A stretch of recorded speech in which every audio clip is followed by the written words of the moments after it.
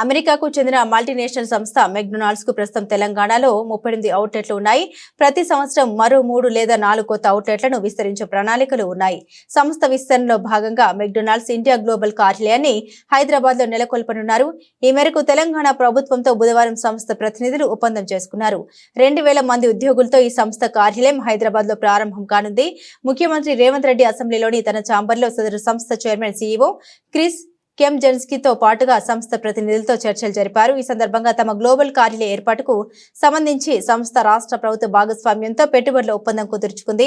హైదరాబాద్ లో McDonald's global కార్యాలయం ఏర్పాటు చేయడానికి ముందుకు రావడంపై ముఖ్యమంత్రి రేవంత్ రెడ్డి సంతోషం వ్యక్తం చేశారు.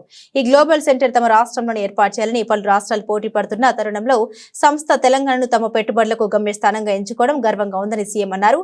ప్రభుత్వం తరపున సంస్థకు సహాయ సహకారాలు అందిస్తామని హామీ ఇచ్చారు. ఈ సమావేశంలో ప్రభుత్వ ప్రధాన కార్యదర్శి శాంతి కుమారి, పరిశ్రమల శాఖ ప్రత్యేక ప్రధాన కార్యదర్శి జయేష్ రంజన్, సీఎం ప్రత్యేక కార్యదర్శి అజిత్ రెడ్డి పాల్గొన్నారు.